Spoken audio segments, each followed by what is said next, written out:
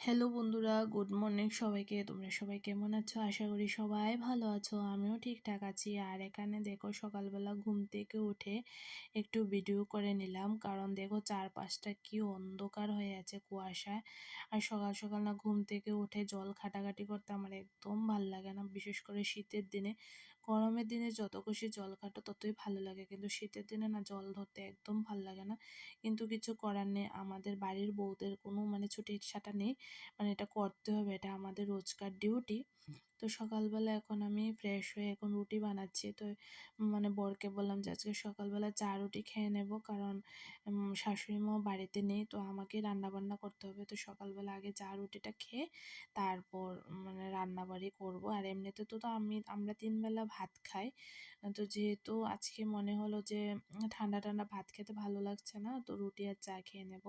এমনিতে তো ভাত রান্না করতে হবে, কারণ ছেলে খাবে, তারপর আমরাও দুপুরবেলা খাবো। তো ভাত বসাবো আগে, রুটি চা খেয়ে তারপর বসাবো আর কি। তো ছেলেও ঘুম থেকে উঠে পড়েছে, যেহেতু ওর ঠান্ডার সময় না, তো ঠান্ডার সময় ওকে একটু দেরিতেই ঘুম থেকে তুলে আমরাও একটু দেরি করেই ঘুম থেকে উঠি। ৮টা, ৭:৩০, ৮টা বেজে যায়।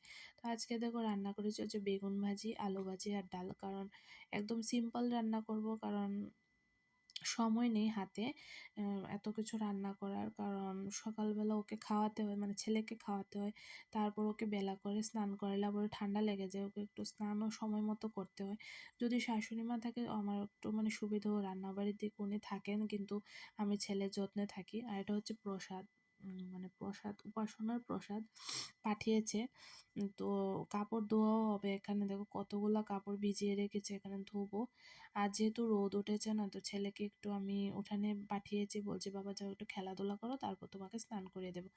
খাইয়ে ওকে রোদে পাঠিয়েছি।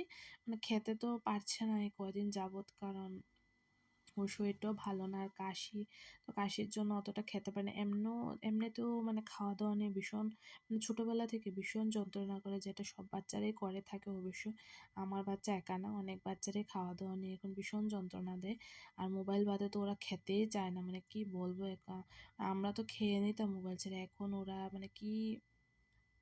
কি বলবো তোমাদেরকে। আর কুকারে দেখো ভাত বসিয়েছি, দুপুরবেলা গরম গরম ভাত।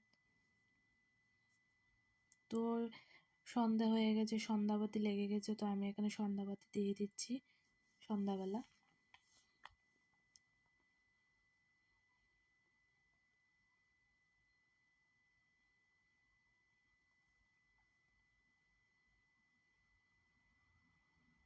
আর এটা হচ্ছে আমাদের একটা ছোট্ট মন্দির।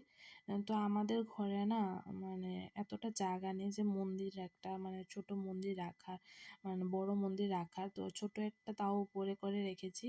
আর যদি ভগবান দয়া করে আশীর্বাদ করে অবশ্যই আমাদেরও একটা ঠাকুরের মন্দির হবে। সবটাই ভগবানের দয়া।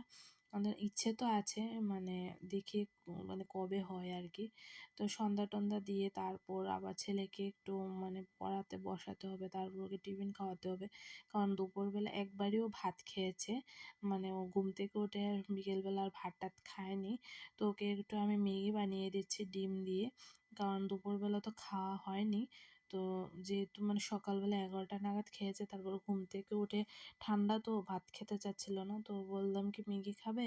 তো বলছে হ্যাঁ, যে ম্যাগি বানিয়ে দাও খাবো। খাবে কতটা অতটা জানি না, কিন্তু যেহেতু বায়না করে যে খাবে বলে, তো বানিয়ে দিচ্ছি।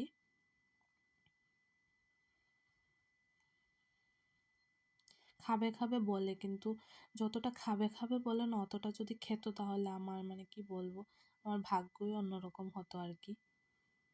তো যাই হোক, এখানে করে দিচ্ছি ওকে একটু ম্যাগি।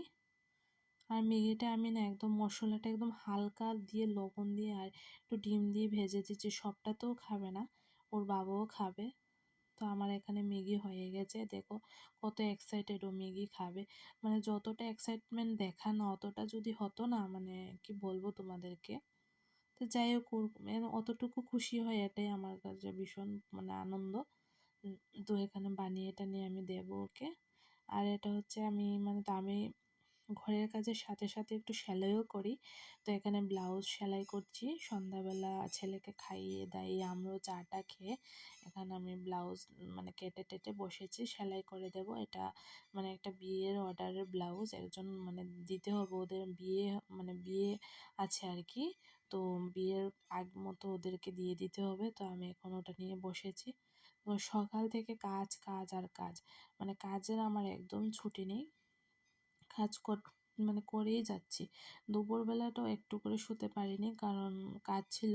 আর এখনও দেখো সবটা সেরে একটু ব্লাউজটা সেলাই করে তারপর আবার ভাত রান্না করতে হবে, খাওয়াতে হবে, দিতে হবে, এই